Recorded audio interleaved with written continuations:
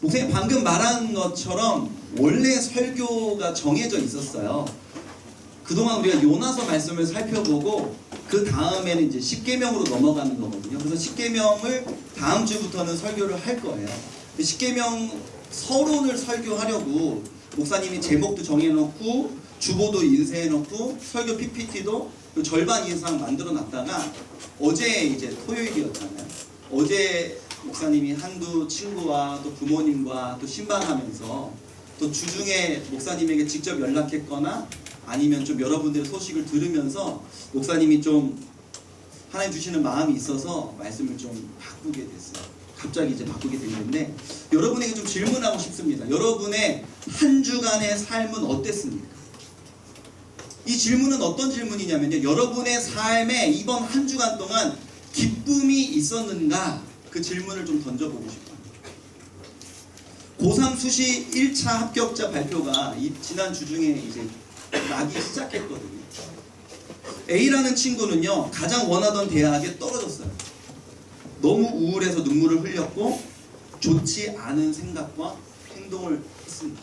목사님의 얘기를 잠깐 듣는데 B라는 친구는요, 아직은 결과가 안 나왔어요. 그런데 학교에 갔더니 우리 반에 있던 친구들이 결과가 나온 첫째 날 다 떨어진 거예요. 이게 내 미래는 아닐까? 갑자기 불안감이 엄습해오면서 바닥을 치는 자존감을 주체할 수가 없어서 그날 밤에 목사님한테 연락이 와요. C는 고3은 아니지만요, 상황적으로 관계가 너무너무 고립되어 있어서 몇 달째 계속해서 우울감에 시달리고 있고요. D는 역시 관계적인 고립을 느끼고 있는데 이 친구는 관계적인 고립이 너무 오래되었고 극심해서 주중에는 굉장히 극단적인 생각과 시도를 했습니다. 목사님이 이전에도 만났고 또 주중에 통화도 하고 그랬는데 목사님 전화하면 이 친구 울먹이면서 이렇게 이야기해요. 목사님 살려주세요. 저 좀 살려주세요. E라는 친구는요, 엄마와의 관계가 최악이에요. 이번 주중에 엄마랑 대판 싸웠는데 엄마도 화가 나니까 아이한테 너무너무 심각한 말들을 많이 던지셨고 상처받은 아이가요, 극단적인 생각과 시도를 하고 경찰과 119 구급대원 20명 정도 출동을 했습니다. F랑 G도요, 가족관계 특히 엄마의 관계가 좋지 않아서 이번 주중에 펑펑 울면서 이야기를 나눴고요. H는 밤늦게 동아리 PPT를 만들었어요. 밤늦게 PPT 동아리를 만들었는데 저장하는 순간에 컴퓨터에 오류가 생기면서 저장이 안 되고 다 날아간 거예요. 밤늦게까지 했는데 다 날아가고 한숨을 푹 쉬고 다시 PPT를 만들기 시작하면서 밤을 샜습니다. 몽롱한 정신을 갖고 학교에 갔어요. 학교에 가서 가방을 뒤져보니까 PPT를 저장한 USB를 놓고 왔어요. 점심시간에 학교랑 집이랑 거리가 먼데 학교까지 뛰기 시작했습니다. 뛰어서 USB 갖고 이제 뛰어왔겠죠. 뛰면서 마음이 너무 우울해갖고 눈물이 나는 거예요. 근데 그날은 금토가요. 지난주 금토가 신앙훈련 MT가 있던 날이거든요. 학교에서 이렇게 힘들었고 피곤하고 밤샜는데 이 친구가 믿음을 지키고 싶어서 신앙훈련을 신청했거든요. 내가 리더니까 교회에서 1박 2일 MT 하는데 안 갈 수 없잖아요. 또 내가 좋아하는 곳이고 밤새고 1박 2일 MT 하려고 합니다. 지금 언급한 친구들이요, 8명이었거든요. A, B, C, D, E, F, G, H. 지금 제가 이야기한 이런 스토리들이요, 8명만의 이야기입니까? 여러분은 그렇지 않은가요? 아닌 것 같은데요. 제가 지금 말한 8명은요, 이번 주에 저랑 연락이 닿은 친구들인 거예요. 이번 주 말고 지난주, 지지난주, 지난주, 한 달 전에, 2달 전에 목사님이랑 얘기를 나눈 친구들이 여기 곳곳에 앉아있는데 나 이것보다 2배, 3배, 4배 더 많은 이야기를 나눌 수 있는데 여러분의 삶은 어떠합니까? 이번 주 여러분의 삶은 어떠했나요? 오늘 찬양 축제가 있잖아요.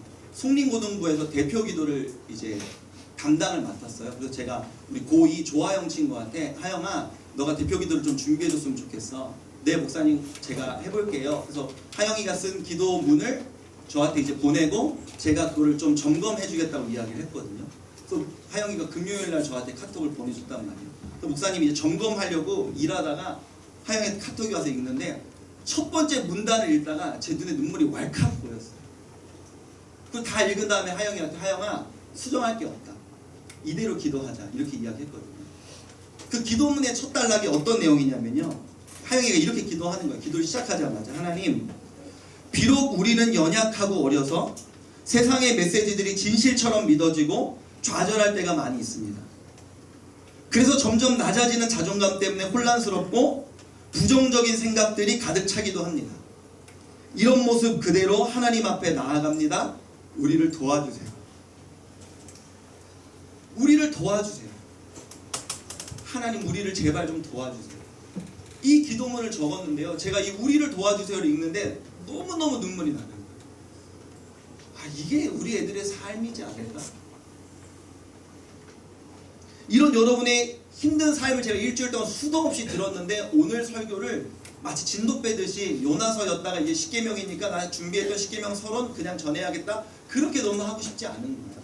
이번 주간에 느꼈던 마음, 이번 주간에 여러분에게 주고 싶은 말씀, 근데 그 말씀은 오늘 큐티 본문,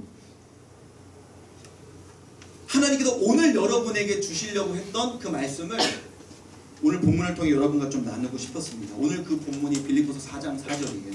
우리 한 번 더 읽어볼까요? 4장 4절입니다. 시작. 주 안에서 항상 기뻐하라. 내가 다시 말하노니 기뻐하라. 여러분, 빌립보서는요, 편지입니다. 빌립보서는 편지서자예요. 편지입니다. 사도 바울이라는 편지를 쓰는 사람이요, 편지를 받는 빌립보 교인들한테 편지하는 거예요. 근데 편지의 내용 중에 한 단락이요, 주 안에서 항상 기뻐하라입니다. 기뻐하라. 사도 바울이 편지를 쓰면서 빌립보 교회 성도들아, 기쁘지? 기쁠 거야. 너희들이 기뻐한다고 내가 들었어 라고 적지 않고요, 기뻐하라 이렇게 이야기했어요. 이 말은 여러분 무슨 의미일까요? 지금 빌립보 교회가 처해 있는 상황이요, 전혀 기뻐할 수 없는 상황이라는 거예요. 지금 막 기뻐할 수 있는 상황이 막 많아가고 기쁨이 넘쳐서 너네 기뻐한다고 들었어가 아니라요, 기뻐할 수 있는 상황이 아니기 때문에 사도 바울이 기뻐하라, 내가 다시 말하노니 기뻐하라 이렇게 이야기하고 심지어 명령하고 있는 것입니다. 빌립보 교회에는요, 외부적으로는 로마 시대 때 늘 그랬지만 기독교라는 이유 때문에 외부적으로는 박해가 있었고요, 내부적으로는 교회 안에서의 다툼이 있었어요.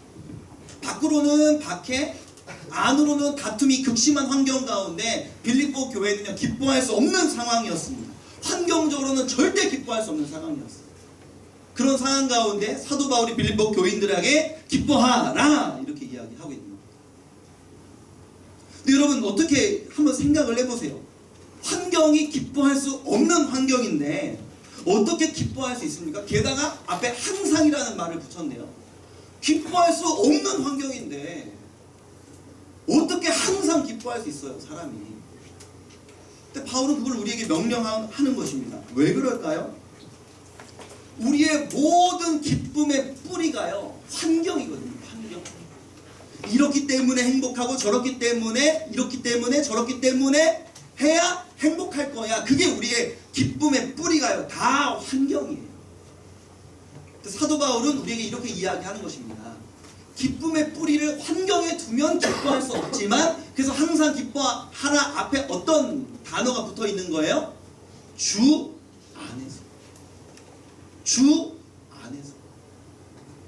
어떻게 하면 항상 기뻐할 수 있습니까? 기쁨의 뿌리가 환경일 때는 기뻐할 수 없지만 우리가 그 기쁨의 뿌리를요, 주님께 두고 있을 때 주 안에서 항상 기뻐할 수 있다는 것입니다. 여러분, 어렸을 때 불렀던 찬양 중에 이런 찬양 혹시 기억나는지 모르겠어요? 나 기뻐하리, 나 기뻐하리, 나 기뻐하리, 나 주 안에서 기뻐하리라. 나 기뻐하리, 나 기뻐하리, 나 기뻐하리, 나 주 안에서 기뻐하리라. 이게 후렴이거든요. 1절이 뭔지 아세요? 1절. 원수가 나를 무너뜨리려고 내 마음에 속삭였네. 내 영이 깨어 넘어지지 않고 나의 믿음의 고백이 원수를 묶네. 2절 가사가 이래요. 환경의 지배를 받지 않고 내 팔의 힘과 목소리 느끼는 감정과 상관없이 내 마음 기뻐하기로 결심을 했네. 다시 한번요, 천천히. 환경의 지배를 받지 않고. 이 말은 무슨 말이에요? 환경은 기뻐할 수 없는 환경인데 그 환경의 지배를 받지 않고 내 팔의 힘과 목소리, 힘도 안 들어가고 내 감정은 엉망인데 느끼는 감정과 상관없이 내 마음 기뻐하기로 결심을 했네. 우리가 또 어릴 때 불렀던 찬양은요, 무화과 나뭇잎이 마르고 포도 열매가 없어도 감람나무 열매. 이게 다 무슨 노래인지 알아요, 여러분? 돈에 대한 노래. 나 돈이 지금 너무 없어요, 이런 얘기거든요. 무화과 나뭇잎, 다 그때 당시 물질의 상징입니다. 포도 열매 팔면 돈이잖아요. 감람나무 열매 돈이에요. 논밭의 식물 돈이에요. 우리의 양떼 돈입니다. 외양간 송아지 돈입니다. 나 돈 아무것도 없어도, 세상적인 조건 아무것도 없어도 난 여호와로 즐거워하리. 난 여호와로 즐거워하리. 난 구원의 하나님을 인해 기뻐하리라. 수련회 때 나눴던 찬양은요, 내가 걷는 이 길이 굽어도는 수가 있어도 내 심장이 울렁이고 가슴 아파도 내 생각과 내 뜻과 내 계획대로 아무것도 안 된다 할지라도 내 마음 속으로 여전히 기뻐하는 까닭은 하나님은 실수하지 않으심일세. 여러분의 이번 주에 처했던 상황이 어떠했습니까? 여러분 어떤 삶을 살고 이 자리에 왔죠? 대한민국에서 청소년으로 산다는 것, 그 청소년의 일주일은 어떠한 겁니까? 너무너무 힘들고 하나님께, 하나님 우리를 도와주세요. 목사님 저 좀 제발 살려주세요. 베란다에 난간에 서갖고 나 소중한 존재냐 안 소중한 존재냐 물을 수밖에 없는 이 현실 가운데 우리는 어떻게 해야 기뻐할 수 있을까요? 세상의 환경적인 조건에 우리의 기쁨의 뿌리를 두면요, 기쁨의 열매는 시들 수밖에 없는 거예요. 하지만 우리의 기쁨의 뿌리가 오직 주 안에 박혀 있을 때 우리의 삶의 기쁨의 열매가 맺힐 수 있는 것입니다. 여러분 성경책이 엄청 두껍잖아요. 이거 어떻게 다 외우고 어떻게 다 이해하고 어떻게 다 기억할 수 있겠어요? 그래갖고 그동안에 이제 수많은 목사님들이 모여갖고 어떻게 하면 성도들한테 성경을 잘 가르칠 수 있을까 해갖고 되게 간결하게 만들어 놓은 이 요약문 중에요, 웨스트민스터 소교리 문답이라는 요약문이 있거든요. PPT 좀 넘겨주세요. 소교리라는 것은 무슨 말이냐면, 교리가 성경의 중요한 내용을 요약했다 이런 것들이 이제 교리예요. 교리. 근데 짧게 요약한 걸 소교리라고 그러고요, 길게 요약한 걸 대교리라고 해요. 짧게 요약한 그 소교리 문답, 웨스트민스터 소교리 문답에 성경을 가르치면서 첫 번째 질문이 이겁니다. 인생의 제일 되는 목적이 무엇입니까? 다시요, 이 질문을 바꾸면 인간은 왜 살아야 됩니까? 인간의 삶의 목적이 무엇입니까? 라고 질문할 때 첫 번째 대답은 여러분 너무 잘 알죠. 하나님께 영광 돌리기 위해서요. 어릴 때부터 배웠잖아요. 하나님께 영광 돌리기 위해 우리는 사는 거예요. 맞습니다. 하나님을 영화롭게 하는 것과 그거예요. 그렇다면 하나님은 여러분이 열심히 노력해 놓은 거 다 뺏으려 내놔. 너 공부 열심히 1등 했냐? 나 때문인 줄 알아. 열심히 성실하게 일해서 좀 경제적으로 부유해졌니? 나 때문인 줄 알아. 너 한 거 아무도 없어. 우리가 뭔가 열심히 하고 다 빼앗으려고 하나님 이걸 요구하시는 걸까요? 아니에요. 이어지는 내용이 뭡니까? 여러분 두 번째는 아무도 몰랐을걸요? 첫 번째로는 하나님께 영광 돌리는 거예요. 그거 다 알지. 주일학교 때 배웠으니까. 두 번째는 몰랐을걸. 두 번째가 뭡니까? 그분으로 인해 즐거워하는 것입니다. 하나님이 우리를 창조하시고 여러분에게 요구하시는 것이 뭐냐면요, 하나님의 영광을 위해 살 때 여러분들이 그럴 때에만 행복하고 기뻐할 수 있기 때문에 하나님 바라보며 주님께 뿌리 박힌 삶을 살 때 그때야 여러분이 기뻐할 수 있다는 걸 하나님이 아시기 때문에 나에게 영광 돌리려는 목적으로 너희가 살아라. 그럴 때 그 일로 말미암아 나 너희들이 즐거웠으면 좋겠어. 제가 성림고등부를 위해 기도하고 성림고등부를 위해 바라는 것 중에 가장 중요한 첫 번째가 뭔지 아세요? 저는 여러분들이 제발 즐거웠으면 좋겠어요. 여러분 웃는 거를 제발 좀 보고 싶어요. 일상에서. 본문에 기뻐하라고 외치고 있는 사도 바울은 지금 사실 감옥에 갇혀 있는 상황이거든요. 편지잖아요. 이 편지를 쓰는 장소가 지금 어디냐면 감옥 안이에요. 빌립보서 오늘 본문이 4장인데요. 1장을 보면요. 한 3번, 4번 정도 바울이 뭐라고 말하냐면 1장 14절 한번 읽어봅시다. 시작. 나의 매임으로 말미암아 주 안에서 신뢰함으로 겁없이 하나님의 말씀을 더욱 담대히 전하게 되었느니라. 아멘. 사도 바울이 지금 자신이 뭐해 있다고 이야기하고 있습니까? 나 매여 있다. 감옥 갇혔다 이 말이에요. 사도 바울은 지금 환경이요. 감옥에 갇혀 있는 환경이에요. 아니 어떻게 감옥에 갇혀 있는 사람이 사람들에게 기뻐하라고 이야기할 수 있겠냐고요. 그 이유가 뭐냐고요. 사도 바울은 자신의 그 기쁨의 뿌리가 어디에 있기 때문이에요? 오직 주님께 있기 때문에. 그래서 너희들도 주 안에서 환경의 지배를 받지 않고 기뻐할 수 있다. 환경 바라보지 않고 주님만 바라볼 때에 기뻐할 수 있다.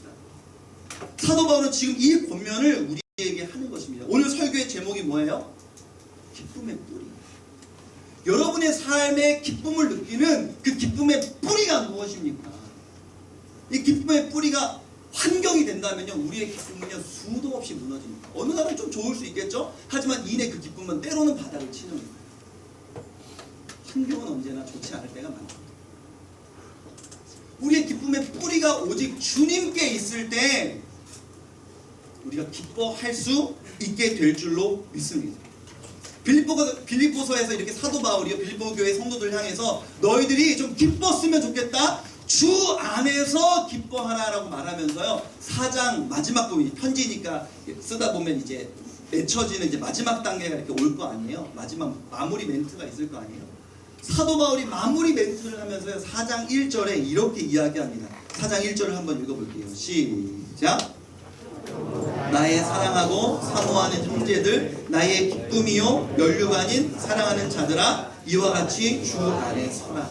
뭐라고 이야기하냐면요, 나의 사랑하고, 사도 바울이 지금 이야기하는 거예요. 빌립보 교회 성도들 향해서 나의 사랑하고 사모하는 형제들, 나의 기쁨이요 면류관인 나의 사랑하는 자들아,